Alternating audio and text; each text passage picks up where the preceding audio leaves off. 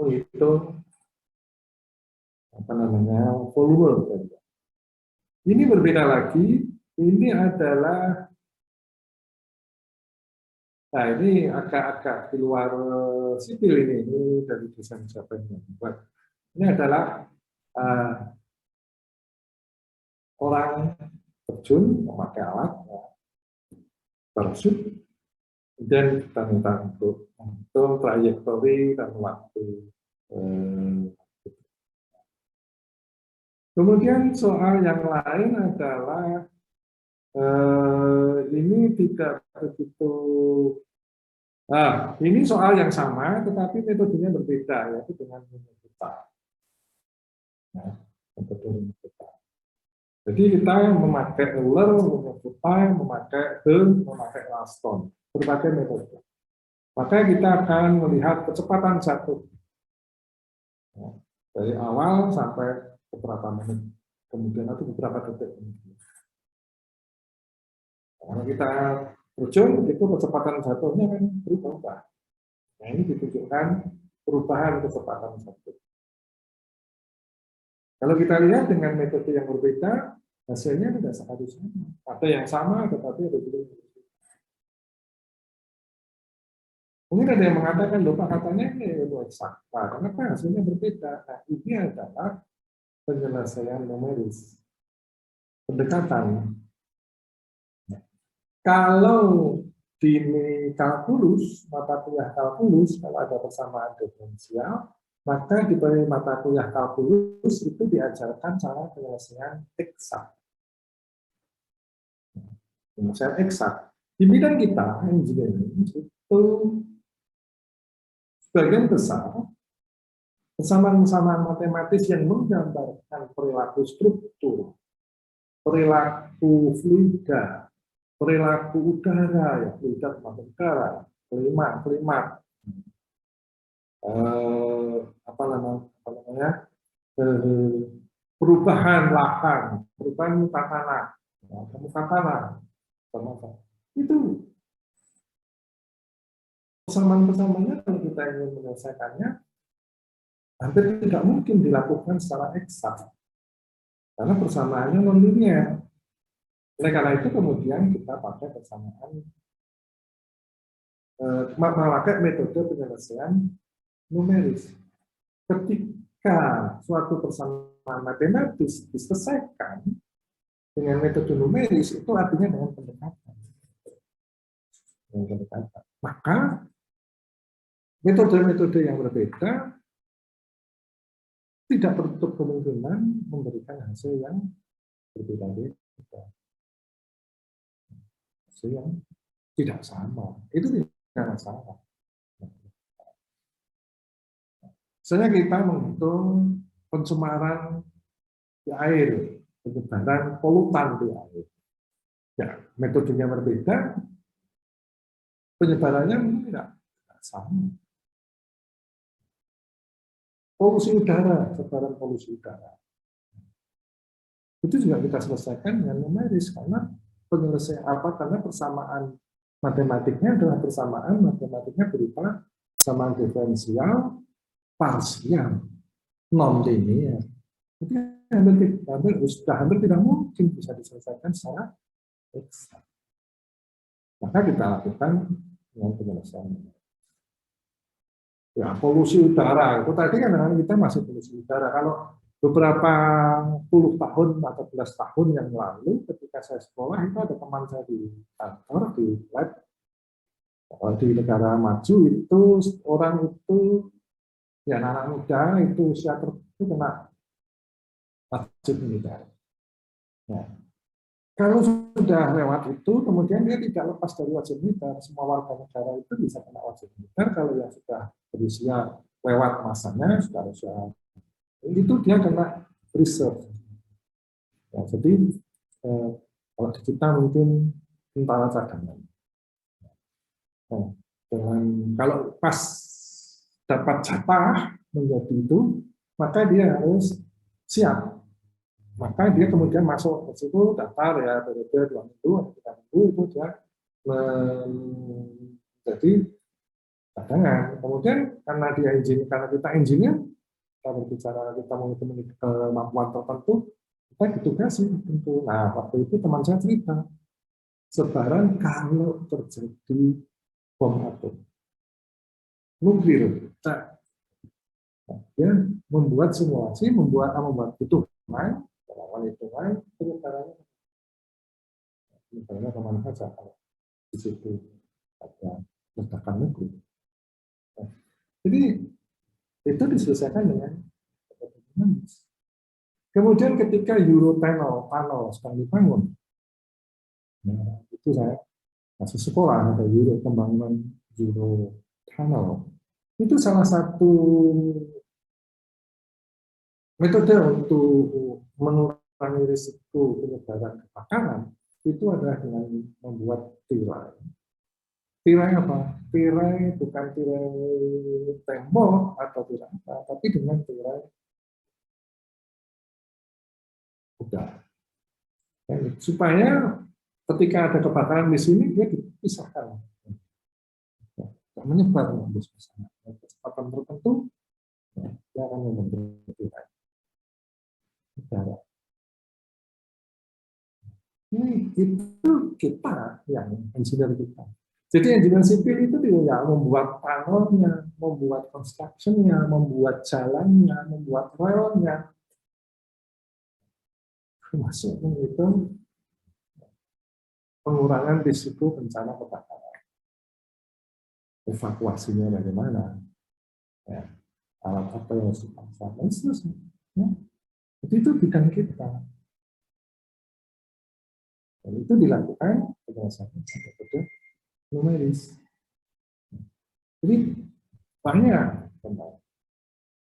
Mungkin kalian lupa, kan kita paling ya gedung, jalan, jembatan, pelabuhan, bandara, iya.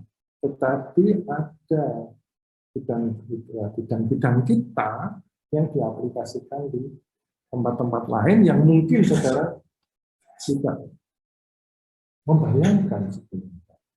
Oil and gas tadi saya sudah cerita tentang offshore structures.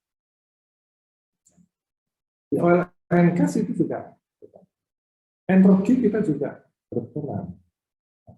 Saudara sekarang atau beberapa waktu yang lalu melihat pembangunan PLTU pembangkit listrik tenaga uap di Indonesia. Banyak pembangunan. Wah itu ya struktur segala macamnya.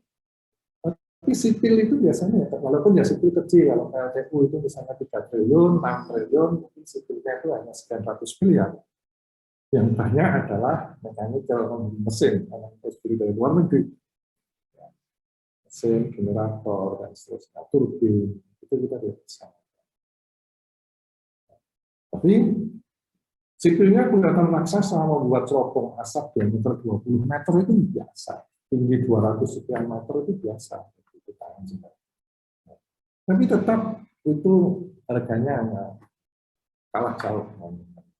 Nah, ada lagi yang di kita, yang mungkin saudara kalau membayangkan membuat cerobong asap, membuat gedung, lantas, segala macam, tidak membayangkan. Dermaga. Nah, ada juga menghitung sirkulasi air. Kita membangun PLTU, setiap kita membangun yang memproduksi uap, dari air yang dipanasi, itu kita membutuhkan air pendingin, cooling water. Seperti saudara punya mobil, saudara punya radiator. Nah, sirkulasi radiator atau air pendingin itu siapa? Sipil. Memang teman-teman teknik mesin ada yang memiliki kemampuan itu, tetapi dari pengalaman yang saya lihat sendiri, cara penyelesaian yang dilakukan oleh teman kita dari teknik mesin itu tidak sama dengan cara kita. Ketika itu sudah ada di pompa, di kondenser, yes, mereka kita tidak punya, kita tidak bisa.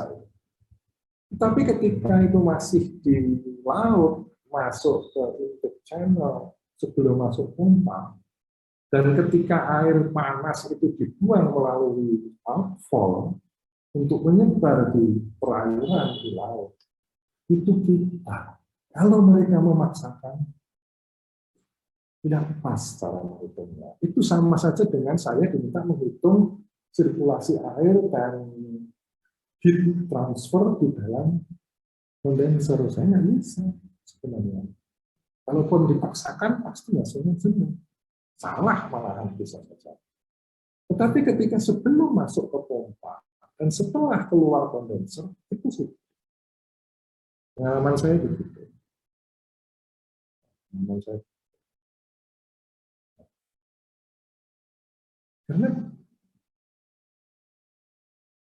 kadang-kadang orang mengatakan, wah itu pabrik listrik, wah ini elektromekanikal, wah ini mekanikal. Oh ketika itu sudah berupa listrik didistribusikan dari switchyard, dari gardu induk, wah itu orang elektro.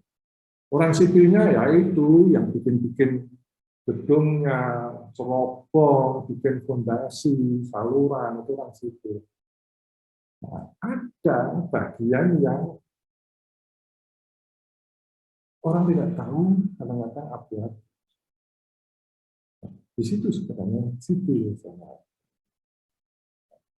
Jadi ketika air itu sebelum masuk pompa dan ketika keluar pompa itu sipil sekali. Itu sipil sekali. Sudah. Tidak hanya sekali saya membuktikan itu. Saya masuk di dalam tim di IBM, saya lihat ini kalau kita masuk itu di industri itu sipil.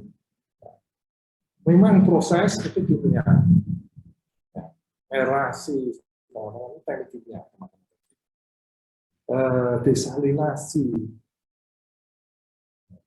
desalinasi, ya.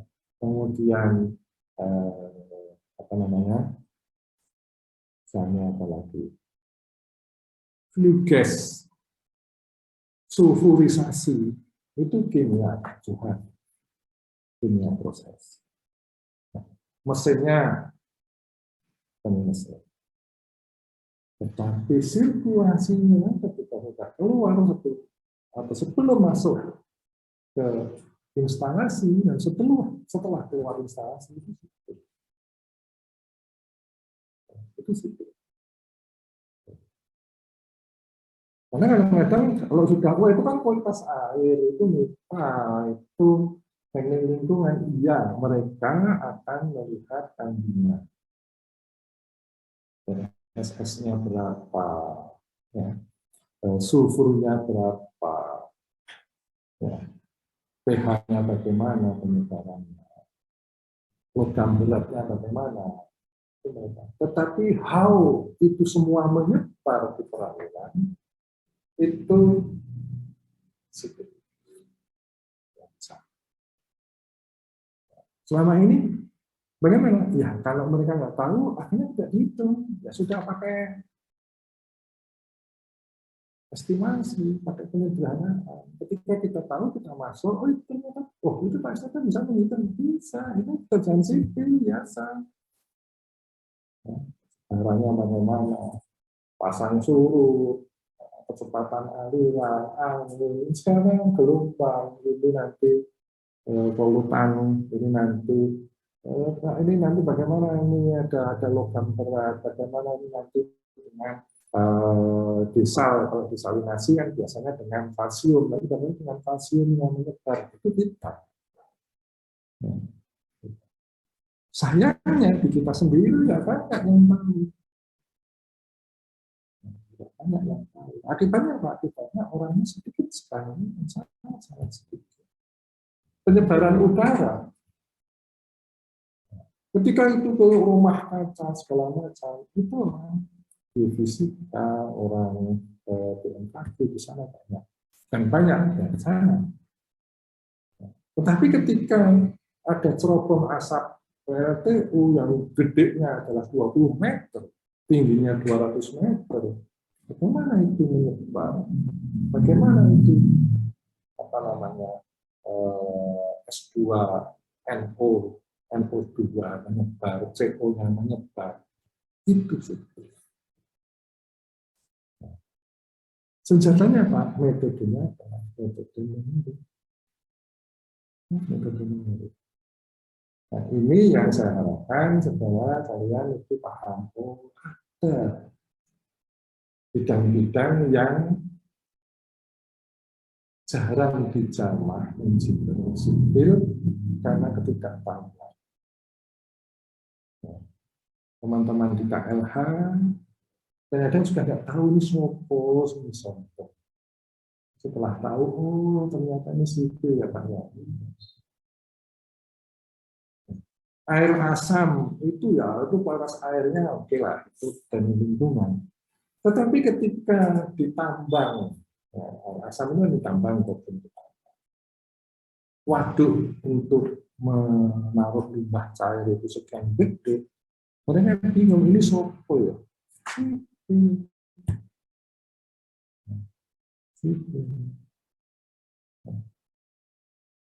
Nah, itu kadang-kadang kita perlu berkomunikasi dengan berbagai bidang, dengan teman-teman geologi, dengan teman-teman geologi tambang itu yang akhirnya tahu, oh itu sipil, kalau Pak pikir sipil itu menggali jalan akses di tambang. Saya pikir hanya masalah longsor.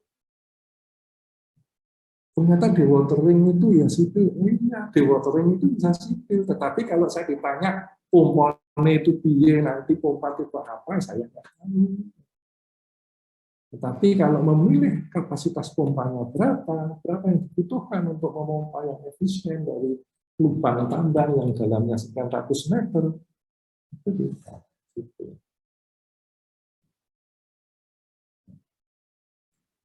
Nanti kalau hujan bagaimana toh hujan itu menghitungnya, itu dulu. Nah, banyak hal di metode numerik di bidang kita itu yang belum tidak banyak. Ya, secara tradisional tadi gedung, jalan, jembatan, dermaga, pelabuhan udara, ya itu ada bidang pengadaan sipil. Tapi di industri energi, oil and gas, lingkungan itu masih ada ruang untuk kita berkreasi.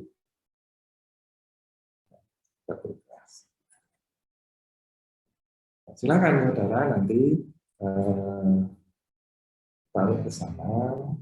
Jadi sipil itu tidak hanya yang memakai sepatu boot dan helm, tetapi juga yang membawa laptop dan bisa terjadi. Ya tetap lapangan tetap. Karena kita harus nongkrong di lapangan, melihat. Tapi kita banyak melakukan nah, ini ada beberapa mahasiswa yang ada di sini. Silakan sama.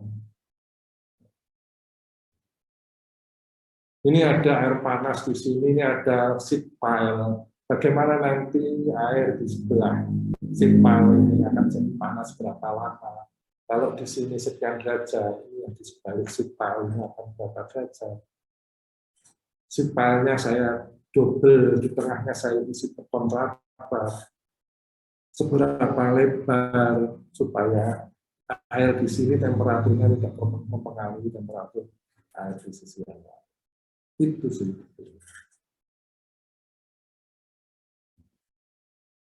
Ini ada ruang pembakaran pabrik semen.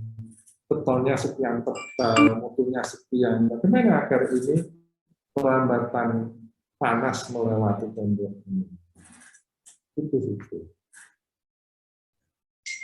Dengan metode numerik. Jadi silakan, ya, itu masih banyak. Ini saya stop saja. Masih banyak bidang garapan yang bisa dimasuki oleh kalian. Ini yang para mahasiswa yang mungkin kalau mahasiswa di tambang itu ya ada. Saya menjumpai beberapa teman mahasiswa atau insinyur perempuan yang ditambang. Kakak-kakak kelas saudara juga ada beberapa yang tambang. Ya. Tapi kan biasanya itu kan pekerjaan laki-laki. Tetapi Sebenarnya ada bidang jawaban lain yang bisa dikerjakan oleh teman-teman insinyur perempuan ini. Banyak. Betul. Ya, ada pertanyaan sampai di sini? Ada pertanyaan? Ada komentar? Dan saya lihat sebentar ada pesan sebentar saya ya ini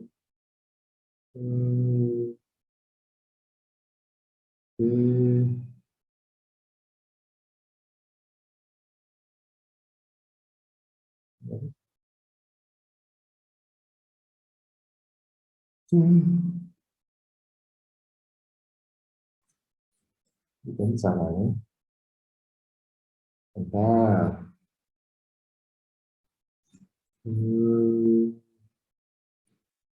Saya baca lagi petunjuk cara menunjukkan itu.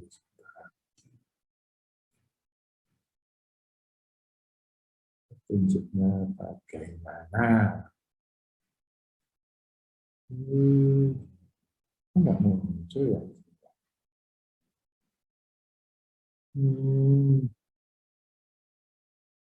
Oke, bentar kemarin saya sudah diajari tapi lupa lagi.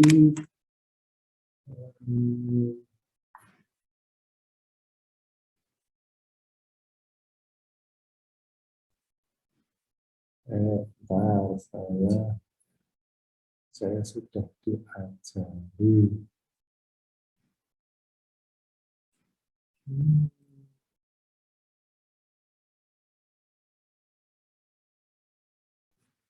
Lalu scankan ke laptop yang menampilkan barcode. Yalah, ke laptop ternyata.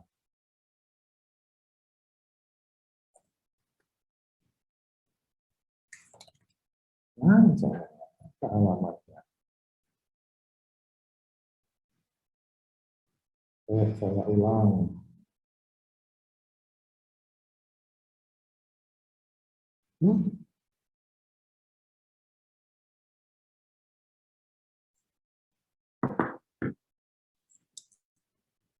Nggak bisa.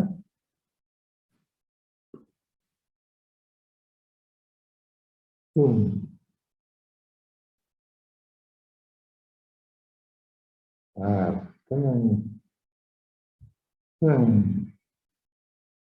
nggak bisa ya.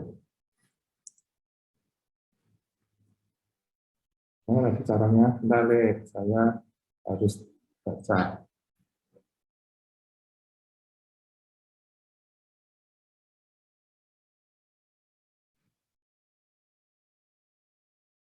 Ini saya pakai, ini saya it's not found.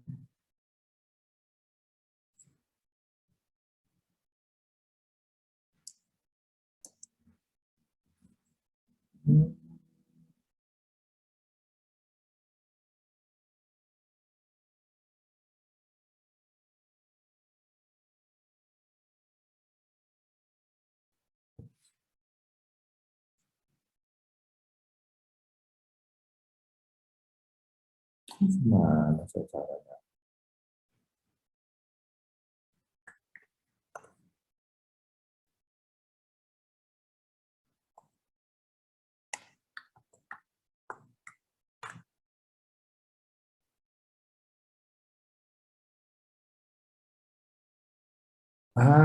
Sekarang bisa.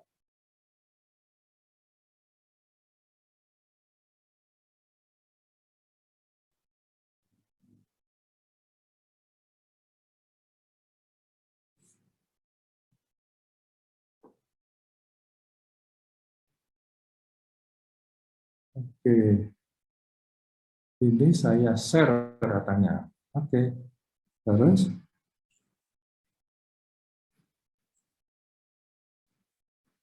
saya share katanya, share screen. Ini share.